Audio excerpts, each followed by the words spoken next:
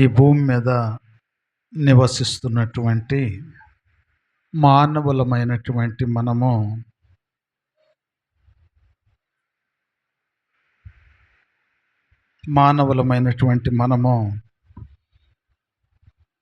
ఎంతో బలహీనులము, ఏమీ చేయలేనటువంటి వారము.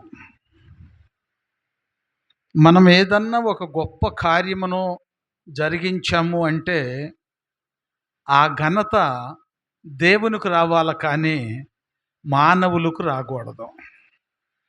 చాలామంది ఏం చేస్తారంటే ఆ కార్యమును బట్టి నేను అట్ట చేశాను, ఇటు చేశాను, నా సొంత తెలివితేటలు చేశానని చెప్పి ఎంతగానో హెచ్చించుకుంటారు, గొప్పలు చెప్పుకుంటూ ఉంటారు.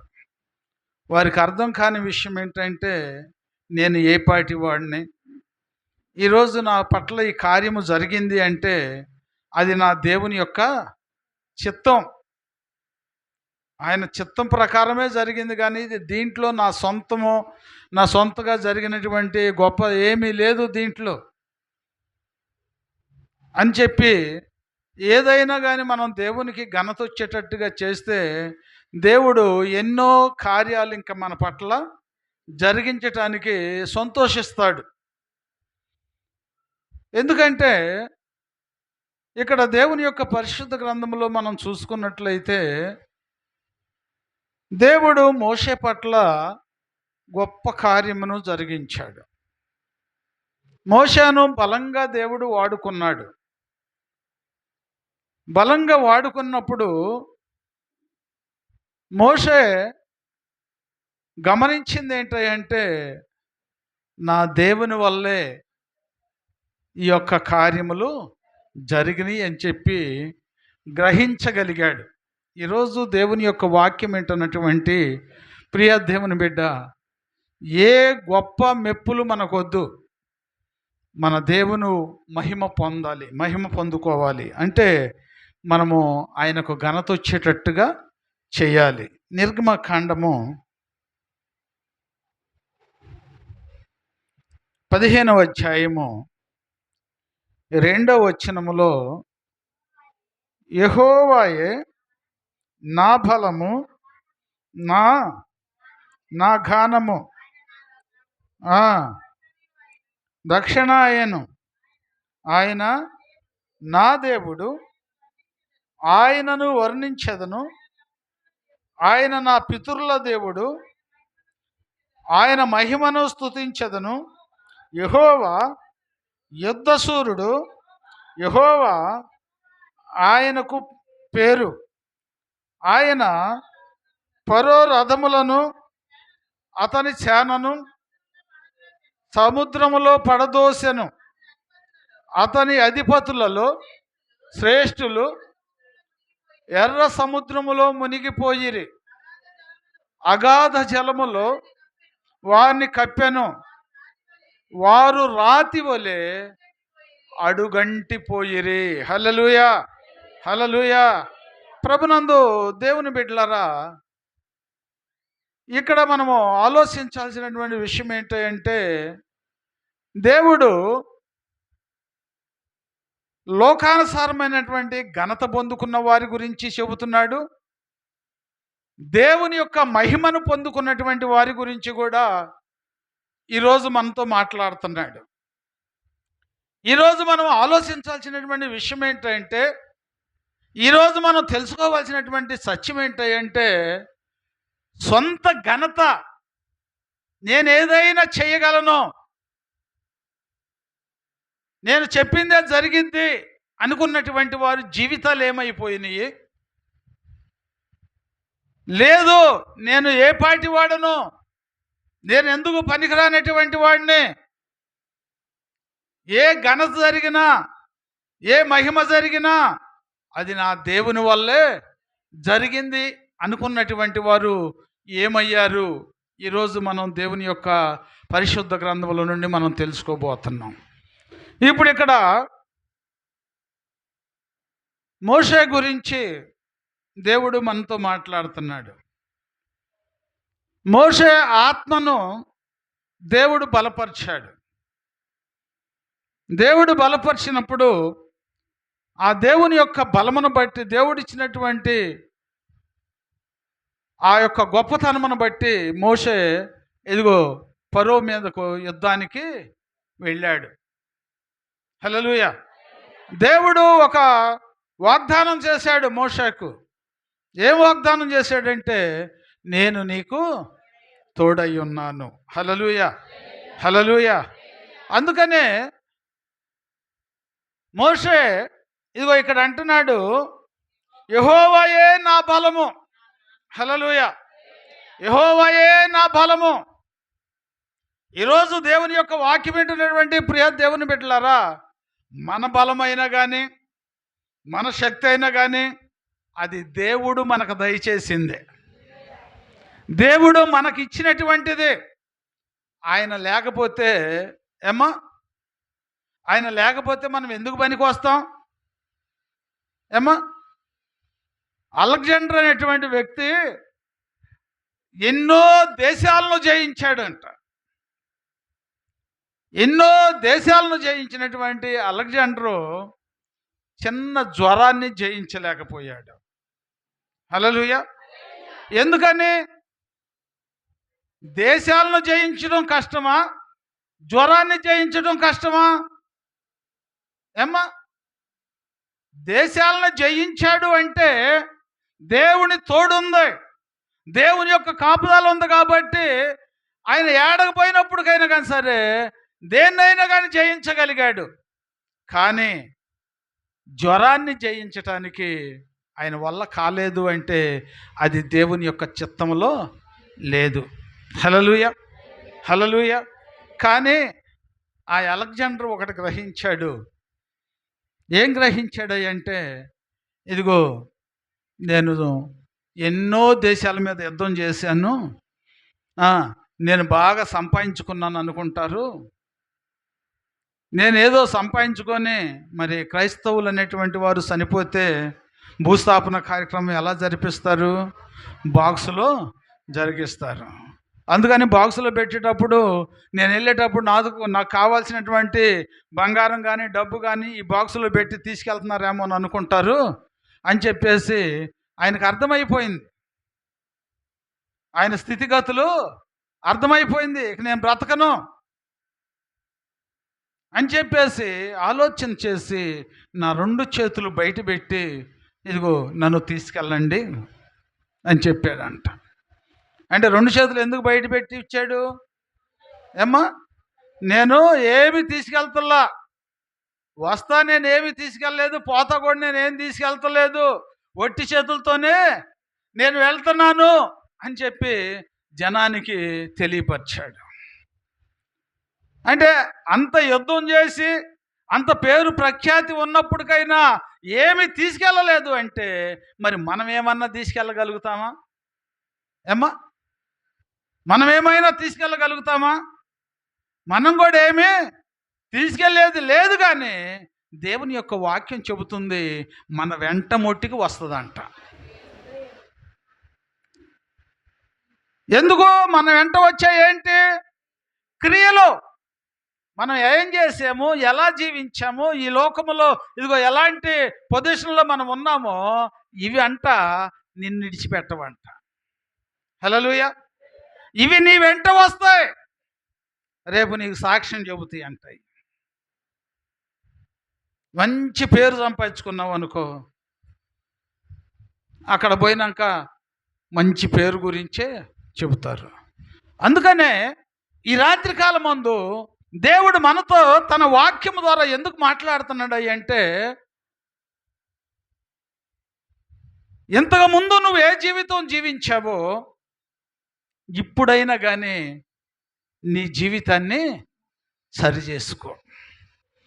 ఒకవేళ దేవునికి వ్యతిరేకమైనవి చేసినా, దేవునికి అవమానం వచ్చేవి చేసినా దేవుడు చెబుతున్నాడు, ఈ రాత్రి కాలం ముందైనా నువ్వు సరి చేసుకుంటే నువ్వు ఇక్కడి నుంచి చేసేటువంటి క్రియలు నీ వెంట వస్తాయి అని చెప్పి ఇదిగో దేవుడు సెలవిస్తున్నాడు. అందుకనే ఇక్కడ ఫరో మీద జయమిచ్చాడు యేసయ్య. మోషేకు రాజుగారి మీద జయమిచ్చాడు. రాజుగారే ఏమి చేయలేకపోయాడు. ఎందుకని చేయలేకపోయాడు? మోషేను ఫరో రాజు ఎందుకని ఏమి చేయలేకపోయాడు? మోషేకు దేవుడు తోడై ఉన్నాడు కాబట్టి రాజే ఏమి చేయలేకపోయాడు. మోషేకు తోడై ఉన్నటువంటి దేవుడు ఈరోజు నీకు తోడై ఉన్నాడా? మోషే యథార్థత కనపరిచినట్లుగా నువ్వు యథార్థతను కనపరుస్తున్నావా? దేవుడు నీకు తోడై ఉంటే అన్ని జయమే జరిగిస్తాడు యేసయ్య. అన్ని జయమే జరిగిస్తాడు. అందుకనే ఇక్కడ మోషే అంటున్నాడు, యెహోవాయే నా బలము, నా గానము, ఆయన నాకు రక్షణయు, ఆయన నా దేవుడు, ఆయన వర్ణించదను. హల్లెలూయా, హల్లెలూయా. మోషే పట్ల ఏ ఒక్క అద్భుతమైనటువంటి కార్యము జరిగినా కానీ దానికి ముందు హెడ్లైన్ ఏం పెడుతున్నాడు అంటే యెహోవాయే దీనంతటికి కారణం. హల్లెలూయా, హల్లెలూయా. చేసింది అద్భుత కార్యము జరిగించింది మోషే ద్వారానే. ఆ జనాంగం అందరూ కూడా ఎవరి ద్వారా జరిగినట్టు కనపడుతుంది? మోషే ద్వారానే. కానీ మోషే మట్టుకి ఎవరిని కనపరుస్తున్నాడు అంటే దేవుని కనపరుస్తున్నాడు. ఈరోజు దేవుని యొక్క వాక్యం ఏంటంటే, ప్రియ దేవుని బిడ్డ, నీ నిమిత్తముగా దేవునికి ఘనత వస్తే నీకు ఏమి కొదువ లేకుండా దేవుడు సమృద్ధిని నీకు ఇస్తాడు. అలాగా దేవుని యందు భయభక్తులు కలిగి మనం జీవించినప్పుడు మోషేకు ఏమి కొదువ లేకుండా సమృద్ధిని దేవుడు ఇచ్చాడు. ఏది అడిగితే అది, హల్లెలూయా, ఏది అడిగితే అది ఇచ్చాడు. ప్రతి ఒక్క విషయంలో కూడా దేవునికే ఘనత వచ్చేటట్టు చేశాడు. కానీ నేను గొప్ప, ఇదిగో నేను ఇది చేస్తాను, అది చేశాను, ఇవన్నీ కూడా నా ద్వారానే జరిగినాయి అని చెప్పి 6 లక్షల కాలుబలంలో ఎప్పుడన్నా మాట్లాడా? ఏమ్మా, ఎప్పుడు మాట్లాడలా. ఎందుకంటే మోషే హృదయం అంతా కూడా దేనితో నిండబడి ఉన్నదంటే, నా దేవుడు నాకు వాగ్దానం చేశాడు, నేను ఏది అడిగితే అది నాకు ఇస్తాను అన్నాడు. గనక ఇదిగో నేను అడిగినవెల్లా నేను పొందుకుంటున్నానంటే ఈ ఘనత నా దేవునిదే. హల్లెలూయా, హల్లెలూయా. అలాంటి ఆలోచన మనం కలిగి ఉండాలి.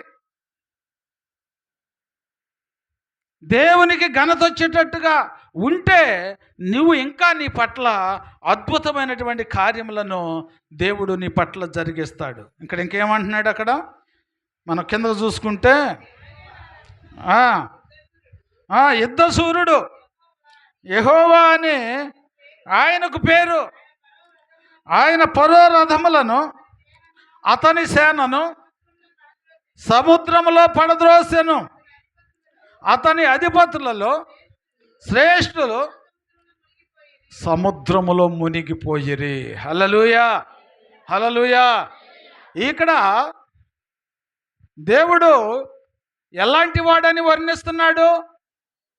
యుద్ధ సూర్యుడు అంటే మానవుల పట్ల యుద్ధము చేయగలిగినటువంటి వాడు, రక్షణ కవచముగా మనకు తోడుండేటువంటి వాడు, సమస్తమును కూడా జయించగలిగినటువంటి వాడు. ఇదంతా కూడా మోషే గ్రహించాడు. ఈ యొక్క ఫరో సైన్యము వారిని తమురుకుంటూ వస్తుంటే,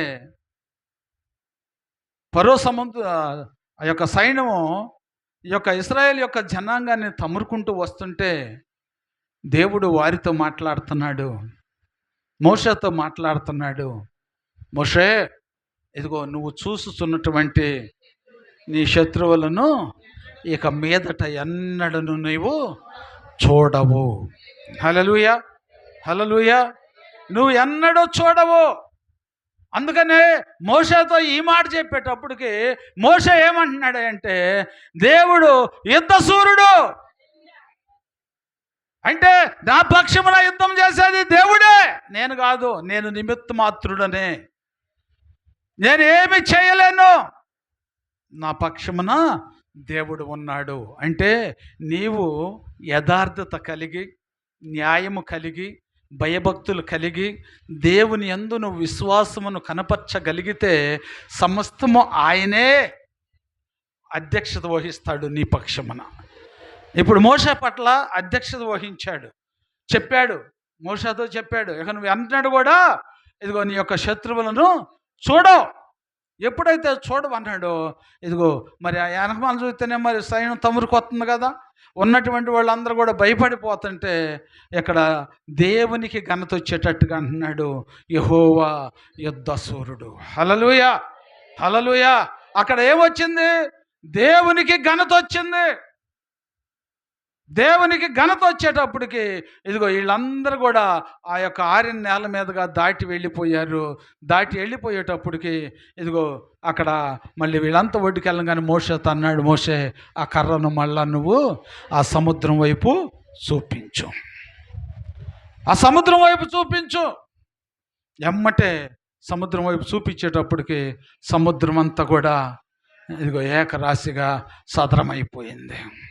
హల్లెలూయా, హల్లెలూయా.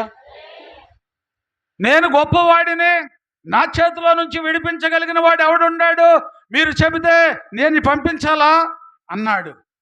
ఎవరు? రాజుగారు. యెహోవా ఎవడు?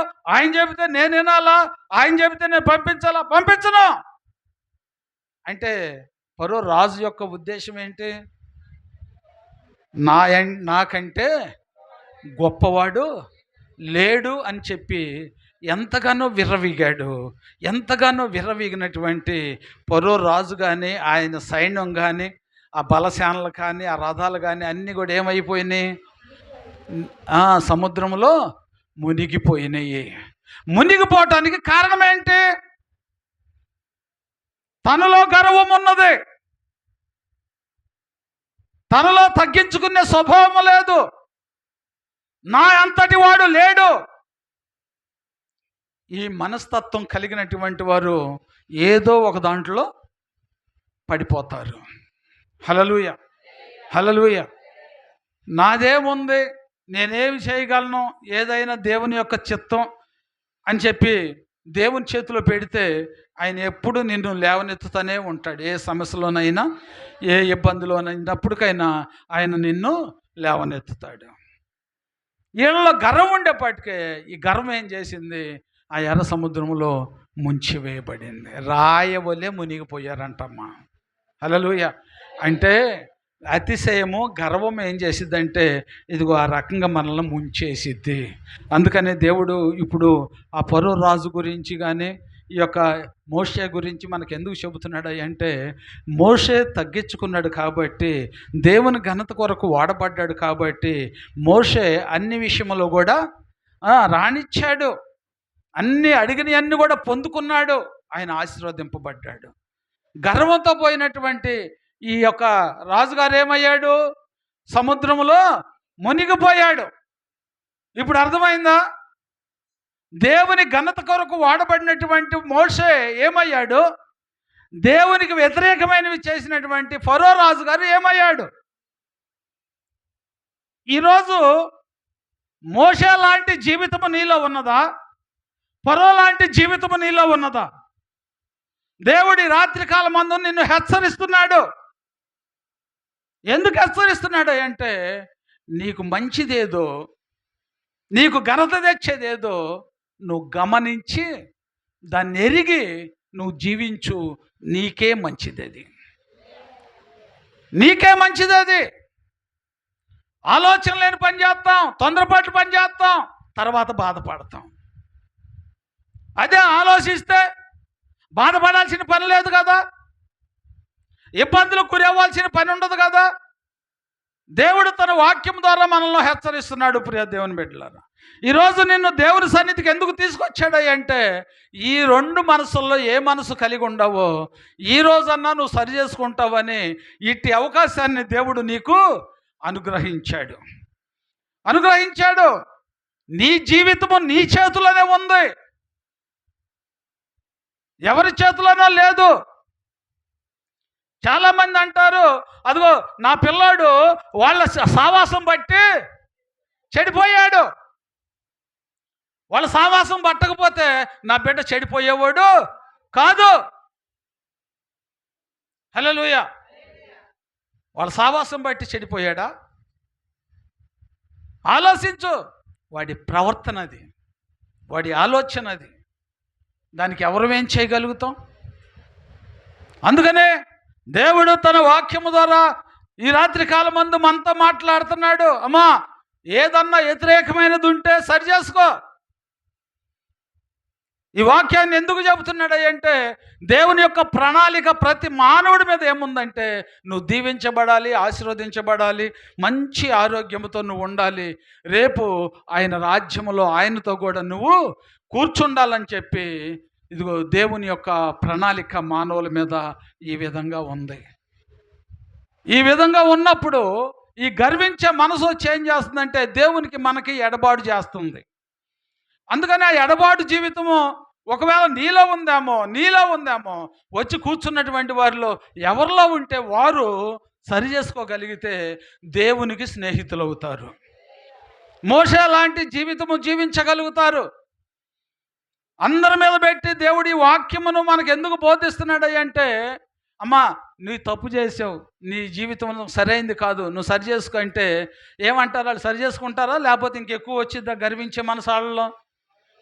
చెప్పొచ్చేళ్ళు ఈయన ఈయన చూసుకోవట్లా, మన మీద మనకొచ్చి చెప్పే స్థితికి వచ్చాడు, ఎవరు తెలియదు అంటావు ఏమా? ఒక ఆమె అంతే ఉంది. హల్లెలూయా.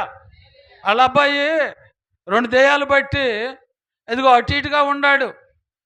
ఈ చుట్టుపక్కల ఏరియాలో ఎక్కడ చర్చిలు ఉన్నాయంటే, ఎక్కడ చేతబడి చేసినప్పటికైనా కానీ సరే అక్కడికి వెళ్ళి సరి చేసుకొని వద్దామని చెప్పి వెళ్ళొచ్చారు. ఎక్కడికి వెళ్ళినప్పటికైనా కానీ ఏమీ జరగలేదంటమ్మా. ఏమి జరగకపోతే వాళ్ళ నాన్న అన్నాడంట, ఆడు సత్తే తీసుకెళ్ళి పారేస్తాను, బ్రతికుంటే వాడే తిరుగుతాడని చెప్పి ఆ మంచం మీద పడేశారంట. మంచానికి అతుక్కుపోయి ఉన్నాడంట.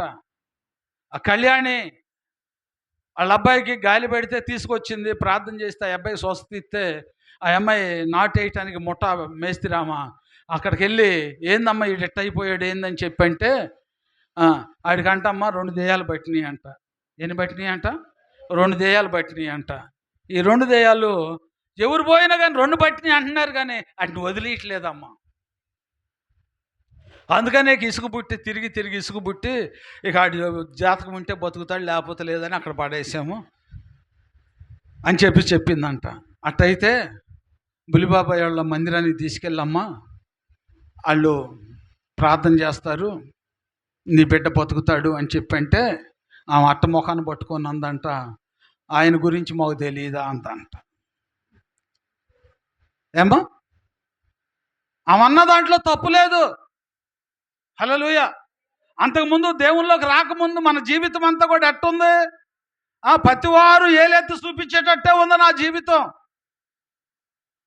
కానీ దేవుడు పిలుచుకున్నాడని, దేవుడు వాడుకుంటున్నాడని, ఆయన స్వాధీనంలో ఉన్నాడని గ్రహించలేకపోతున్నారు. ఆమె గ్రహించలేక ఆయన బతుకు గురించి మాకు చెప్పులే, ఇప్పుడు ఆయన బైబిల్ పట్టుకోగానే పాస్టర్ అయ్యాడా అందంట. ఆమె నన్ను గురించి తక్కువగా మాట్లాడినప్పటికైనా నాకెంతో ఘనతగా ఉంది అది. హల్లెలూయా. నాకెంతో ఘనతగా ఉంది ఆ మాట. ఎందుకు ఆ ఘనతగా ఉందంటే, దేవుని యొక్క వాక్యం చలవిస్తుంది, నా నిమిత్తము నిందల పాలైనటువంటి వారు ధన్యులు. హల్లెలూయా. ఇక్కడ ధన్యత నాకొద్దు, ఇక్కడ గొప్ప మెప్పులు నాకొద్దు. నాకు కావాల్సింది దేవుని యొక్క సన్నిధి. అప్పుడు ఆ అమ్మాయి చెబితే ఏమని చెప్పినప్పుడు అందంట, అప్పుడు నాన్నగారు ఉన్నప్పుడు వాళ్ళంట ఇక్కడ చర్చికి వచ్చేవాళ్ళంట. నాన్న దగ్గర సండే స్కూల్లో బహుమానం కూడా తీసుకున్నాడంట, కప్పు. ఆ కప్పు తీసుకున్న ఆ ఫోటోలు తీశారంట. ఆ ఫోటో తీసుకొచ్చి అమ్మాయి చూపించిందంట. ఆయన రాకముందే మేము పోయి ఉండాం ఆ చర్చికి. ఇదిగో చూడు ఫోటో అని చెప్పి 4-5 ఫోటోలు చూపించిందంట. అయితే ఈ అమ్మాయి అందంట, ఎక్కడెక్కడో ఛార్జీలు పెట్టుకొని తిరిగి వచ్చారు, ఛార్జీలు కూడా లేవుగా అమ్మ, పోయితే పోండి లేకపోతే మానుకోండి, నాకు తెలిసింది నేను చెప్పా అని చెప్పి అన్నారు. అన్న తర్వాత ఆమెకు ఆలోచన వచ్చిందంట, ఏమో ఏ పుట్టలో ఏముందో ఎవరికి తెలుసు, పోయొద్దాం ఏడకు కూడా అని చెప్పి నేను సాయంత్రం 8ంటికి చర్చికి వచ్చే సమయానికి ఇదిగో ఇక్కడే పండేశారు బోరుకి. హల్లెలూయా. ఇక్కడే పండేసి ఉన్నాడు. పండేసి ఉంటే వచ్చేపాడు చూసి ఏందమ్మా అన్న, ఏందంటే వాడు అంటాడు పుల్లుగా తాగి ఉన్నాడు. ఇస్సాకు పుల్లుగా దాగి ఉన్నాడు. వాడు అంటున్నాడు, మా నువ్వేదో బాగు చేస్తావని నేను రాలా, వాళ్ళలో 2 దెయ్యాలు ఉన్నాయంట, అసలు వాళ్ళు ఎవరు, వాళ్ళలో ఉన్నటువంటి వారు ఎవరో అది తెలుసుకుందామని ఇక్కడ తీసుకొచ్చాం. ఏడాడో తిరిగి వచ్చాం, వాడు బాగుపడతాడని మేము తేలేదు, అసలు వాళ్ళు ఎవరో తెలుసుకోవాలని తీసుకొచ్చాం అన్నాడు. హల్లెలూయా. తీసుకొచ్చి పండేస్తే మరి పునుకొని ఉన్నాడు. లేపమంటావు అన్నాడు. లేపు అన్నాను. లేపమంటే ఏం చేస్తున్నారంటే కింద చెయ్యేస్తున్నారు. లెగటానికి ఓపిక లేదు, అతుక్కుపోయాడు. ఆ మెడజవుల కింద చెయ్యేసి పైకి లేపటానికి వస్తుంటే ఏందమ్మా అన్న, లెగోడాయి గారు లేదు, ఆడి దగ్గర అసలు ఓపిక లేదు, అయిపోయింది, అప్పుడా అసలు ఎంత నరకం చూశాడు అని చెప్పి అన్నారు.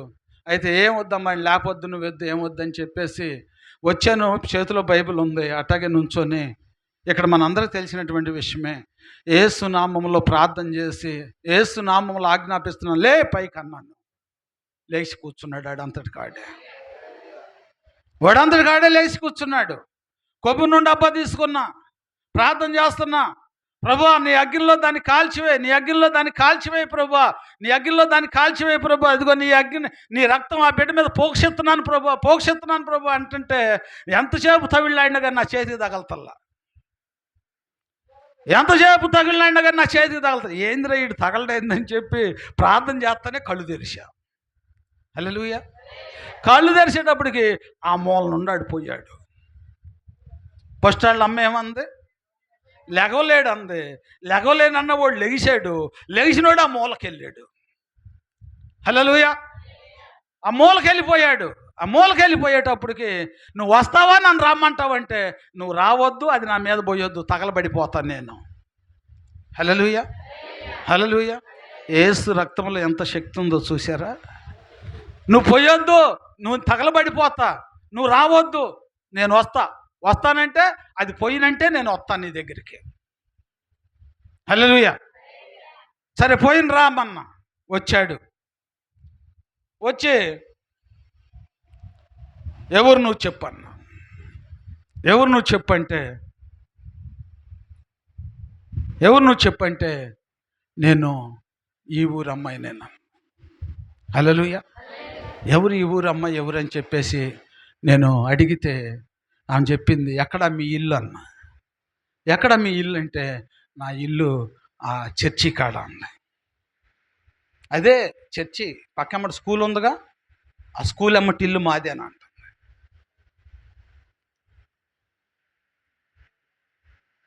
ఆ స్కూల్ అమ్మటి ఇల్లు మాదే అని అంటుంది. ఇదేంద్ర ఇట్లాంటిది ఏంది, ఈ అమ్మాయి ఎవరంటే, ఆ అమ్మాయి చనిపోయిన సంగతి కూడా నాకు తెలియదు అప్పటికి. హల్లెలూయా. ఎవరు పలానా అంటే అప్పుడు వాడే చెప్పాడు. వాళ్ళ అమ్మ పేరు కృపమో ఏదో అన్నారు. వాళ్ళ అమ్మాయి పిడుసులు వస్తాయి అంట ఆ అమ్మాయికి. ఆ అమ్మాయి అంట డ్రైనేజీలో పడి ఎట్టో పిడుసు వచ్చి పడి చచ్చిపోయిందంట. అయ్యా నేను వెళ్ళిపోతానయ్యా, చూస్తూనే ఉండరు అందరూ, నేను వెళ్ళిపోతానయ్యా అంది. వెళ్ళిపోయింది. హల్లెలూయా. అది వెళ్ళిపోయింది. అది వెళ్ళిపోయిన తర్వాత ఇదిగో పొద్దున్నే లేచారు, తీసుకొని వెళ్ళిపోయారు. బాగానే ఉంది కదా, కాలేజీకి వెళ్ళి అన్నారంట. వెళ్తాను అన్నాడంట. అది ఆదివారం అనుకుంటుంది. ఆదివారం నేనేమో పెనంలూరు వెళ్ళిపోయా. అప్పుడు దేవుడు నాకు పెనంలూరులో చెప్పింది ఏందయ్యా అంటే, నువ్వు వెళ్ళిపోయి నైట్కి అక్కడ ఉండి ఆ సంఘం గురించి, అక్కడ గ్రామం గురించి, ఆత్మల కొరకు ప్రార్థన చేసి పొద్దున్నే లేచి నువ్వు రమ్మన్నాడు దేవుడు. వీళ్ళు సాయంత్రం ఆరాధన అయ్యింది, ఇక అందరి కోసం ప్రార్థన చేస్తున్నాను. ఆ సమయంలో వీళ్ళు ఫోన్ చేశారు ఇక్కడ నుంచి. హల్లెలూయా. అంతకుముందు శనివారం జరిగింది. ఆదివారం వీళ్ళు చర్చికి రాలా. చెబుతున్నా జాగ్రత్తగానండి. ఎందుకు చెబుతున్నానంటే నా గొప్ప కోసం కాదు, ఏదొచ్చినా నా దేవునికే ఘనత రావాలి. ఆదివారం రాలా, ఆదివారం ఆరాధన అయిపోయింది. మళ్ళీ నేను పెనలూరు వెళ్తానికి ఇదిగో సాయంత్రం పొట్టట్టు కట్టకెళ్ళి పోయొద్దామని ప్రశాంతంగా ఉండదని బండి వేసుకొని వెళ్తుంటే వాళ్ళమ్మ ఆ మెరక మీద నుంచొని ఉంది. ఆ మెరక మీద నుంచొని ఉంటే వాళ్ళమ్మ, అమ్మ ఏందిరా చర్చికి రాలేదు ఏంది అన్న. ఏం చెప్పాలమ్మ నాకు సమాధానం? ఏమ్మా, రాలేకపోయామనో లేకపోతే ఏదన్నా పని ఉందిలేయా రేపు వారం వస్తాంలేమ్మా అని చెప్పి ఏదో చెప్పాలిగా. ఏదైతే చర్చిగా అని చెప్పి ఈ పెద్ద చర్చికి వెళ్ళాను అయ్యగారు అన్న. ఏమ్మా, ఏదైనా కానీ అప్పుడు ఇక్కడికి వచ్చేటప్పుడు అది పెద్ద చర్చి అన్న సంగతి తెలియదా? సర్లేమ్మ అని చెప్పేసి వెళ్ళిపోయా. నేను వెళ్ళిపోయేపటికే ఈ టయానికేనా అనుకుంటా ఫోన్ వచ్చేసింది ఆడకి పెనంలూరు. ఏంటంటే, బాబాయ్ ఎక్కడున్నావు? నువ్వు రాదన్నావు కదే.